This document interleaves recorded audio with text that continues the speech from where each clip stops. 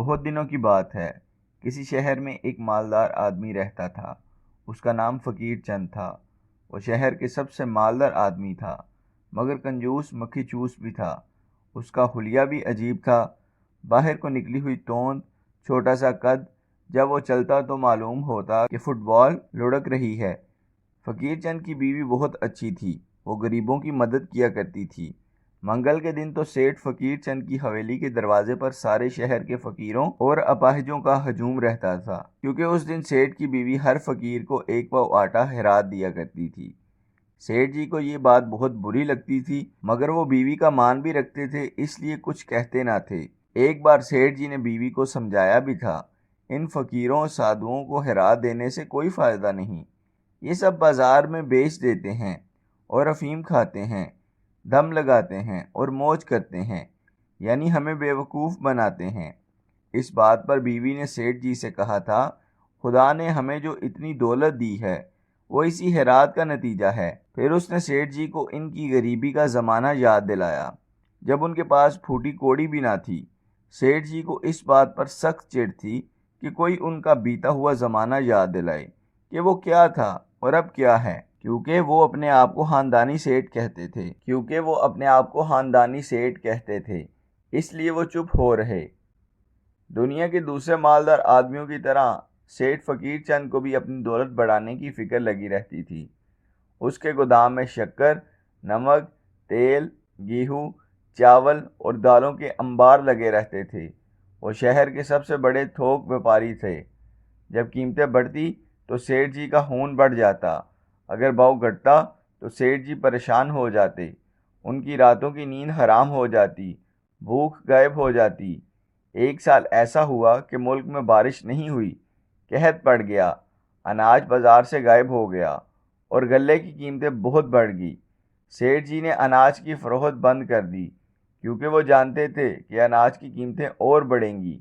मंगल के दिन शहर के फ़कीरों और अपाहिजों को जो आटा मिला करता था, वो भी मिलना बंद हो गया। एक दिन सुबह सुबह सेठ जी नाश्ता करके आराम से बैठे हुक्का पी रहे थे। एक आदमी उनके पास आया और हाथ जोड़कर बोला, सेठ फ़कीर चंद जी, आपकी दौलत बढ़े, आपकी सेहत अच्छी रहे। मैं गरीब आदमी हूँ, मेरे बच्चे भूखे मर रहे हैं, मुझे चंद सेर चने दे दीजिए। मैं चने खिलाकर उनका पेट भर दूंगा और आपको सारी ज़िंदगी दुआएं दूंगा। सेठ को बहुत गुस्सा आया और उन्होंने उसे डांट कर भगा दिया। दूसरे दिन वो आदमी फिर आया। उसके हाथ में पीतल का एक लोटा था। सेठ जी ने उसे देखा तो गुस्से से बोले, अब किस लिए आए हो? मैं तुमको एक दाना भी नहीं दे सकता। अपनी खैर चाहते हो तो यहाँ से फौरन निकल जाओ, वरना। इस आदमी ने सेठ जी की बात काट कर कहा, मगर सेठ जी, आप ही के फायदे की बात है। आप मुझे नहीं पहचानते, कोई बात नहीं, कम से कम इस पीतल के लोटे को तो पहचानते ही होंगे। इस पर आपका नाम भी खुदा है, फ़कीर चंद वल घसीट चंद। शायद आपको याद हो, जब आप नए नए शहर आए थे तो ये लोटा रामू बड़भूंजे के पास 4 आने में गिरवी रखा था और आपने रसीद भी लिख कर दी थी। ये बात ज़रा पुरानी है, कोई 20 साल पहले की। आप इसे छुड़ाना भूल गए। खैर कोई बात नहीं, बड़े लोगों की याददाश्त कमज़ोर होती है। मेरा फ़र्ज़ था कि मैं आपकी चीज़ आपको वापस कर दूं। क्या ख्याल है? कुछ याद आया आपको? सेठ जी का गुस्सा ये सुनते ही काफूर हो गया। इन्होंने इधर उधर देखा कि कोई उनकी बातचीत तो नहीं सुन रहा। फिर कहने लगे, हाँ हाँ, मुझे खूब याद है, तुमने अच्छा काम किया, मेरा लोटा ले आए। मैं अभी तुम्हें 4 आने देता हूँ, मेरा लोटा मुझे लौटा दो। रामू हंसा, हा हा, सेठ जी, आप मजाक कर रहे हैं। 20 साल में दुनिया कहाँ से कहाँ पहुँच गई। जब आपकी जेब में एक पैसा भी ना था, आपका लिबास एक फटी धोती थी, आपके पास सिर्फ एक पीतल का लोटा था। आप जब कंगाल थे, अब लखपति हैं। जब फ़कीर चंद थे, अब सेठ फ़कीर चंद हैं। ज़रा आप ही ईमानदारी से कहिए, इस नायाब पीतल के लोटे की कीमत क्या 4 आने ही रहेगी? अच्छा, तो मैं इसकी कीमत 5 रुपये दूंगा। लाओ, मेरा लोटा मुझे वापस कर दो। रामू ने इस लोटे को उंगलियों पर नचाते हुए कहा, देखिए, इस पर आपका नाम भी लिखा है। आपने जो रसीद लिखी थी, इस पर आपके दस्तखत भी हैं और वो भी मेरे पास महफूज है। मैं सोचता हूँ इस लोटे को बाजार में नीलाम कर दिया जाए, आप भी वही कीमत लगाइए।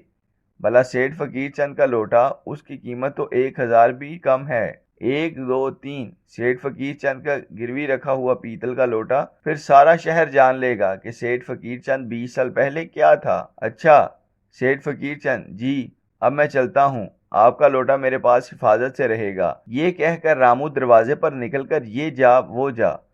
सेठ उसे बुलाता ही रह गए, मगर वो ना रुका। सेठ जी को सकता सा हो गया। भूख गायब, नींद कोसों दूर। उनको रह रह कर ये ख्याल परेशान कर रहा था कि अगर रामू बड़बूंजे ने इनका राज फाश कर दिया तो क्या होगा। उनकी सारी इज्जत हाक में मिल जाएगी। लोग क्या कहेंगे। सेठ फकीर चंद, जिसको लोग झुककर सलाम करते हैं, जिसका लाखों रुपया बैंक में जमा है, जिसकी इज्जत सारे शहर में है, वो इतना गरीब आदमी था कि पीतल का लोटा एक बड़बूंजे के पास गिरवी रखा। सेठ को अपने ऊपर गुस्सा आ रहा था, मगर सच बात तो ये थी कि उन्हें क्या पता कि 20 साल बाद वो लखपति बन जाएंगे। 20 साल पहले फकीर चंद वाकई गरीब आदमी थे। वो अपने गांव से नौकरी की तलाश में शहर आए। जेब में फूटी कौड़ी ना थी। किसी तरह पैदल सफर करते करते शहर तक आ गए थे। नई जगह, जान ना पहचान। भूख ने अलग परेशान किया। नाचार होकर एक तरकीब समझ में आई। उन्होंने अपना पीतल का लोटा गिरवी रखा और 4 आने की रसीद लिख दी। 2 पैसे के चने लिए और पेट भरा। फिर फकीर चंद को एक सेठ के यहाँ मुंशीगिरी की नौकरी मिल गई। ये सच है कि फकीर चंद ने इतनी मेहनत और ईमानदारी से काम किया कि सेठ का एतबार उनको हासिल हो गया। तिजोरियों की चाबियां उनके कब्जे में रहने लगी। खुदा का करना ऐसा हुआ कि सेठ अचानक बीमार पड़े और देखते ही देखते ख़त्म हो गए। फकीर चंद की नीयत में फतूर आ गया। तिजोरी खोलकर उन्होंने एक थैली निकालकर छुपा दी। किसी को खबर ना हुई। सेठ की मौत के बाद दौलत तकसीम के मामले पर उनके लड़कों में झगड़ा चला। फकीर चंद काम से अलग हो गए। शहर के एक कोने में छोटी सी दुकान खोलकर बैठ गए। रफ्ता रफ्ता दुकान बढ़ी और फकीर चंद सेठ फकीर चंद बन गए। सोच सोच कर सेठ जी हार गए। आखिर उनसे रहा न गया। दूसरे दिन सवेरे ही रामू बड़बूंजे की दुकान पर पहुंचे। देखा, उनका लोटा रस्सी से बंधा हुआ चिप्पर से लटक रहा है। सेठ जी को देखकर रामू मुस्कुराया और बोला, सेठ जी, आपने नाहक तकलीफ की, मैं खुद हाजिर हो जाता। बताइए मेरे लिए क्या खिदमत है। सेठ कार से उतरे और रामू के साथ इस टूटे फूटे घर में गए। रामू ने उनको चारपाई पर बिठाया, खुद जमीन पर बैठा। सेठ को रामू का घर और उसका हुलिया देखकर अपनी 20 साल पहले की जिंदगी याद आ गई, जब उनकी हालत भी तकरीबन ऐसी ही थी। रामू, मैं तुमको 1,000 रुपया दूंगा, मेरा लोटा मुझे दे दो। सेठ जी, आपका लोटा आपके कदमों पर हाजिर कर दूंगा, मुझे एक पैसा भी नहीं चाहिए। आपकी दौलत आपको मुबारक। मैं इतना ही कहूँगा कि आप भी कभी इतने ही गरीब थे, यानी हमारी ही बरादरी के एक मामूली से आदमी। आज आप बड़े आदमी हैं। अपने आप को और अपने भाइयों के दुख दर्द को भूल गए। आपके गोदामों में गल्ला पड़ा है, अनगिनत इंसान भूखे मर रहे हैं। अगर आप चाहें तो भूखे मरते इंसान बच सकते हैं। आपको अपनी इज्जत की फिक्र है, भूखे मरते इंसानों की नहीं। तो तुम क्या चाहते हो?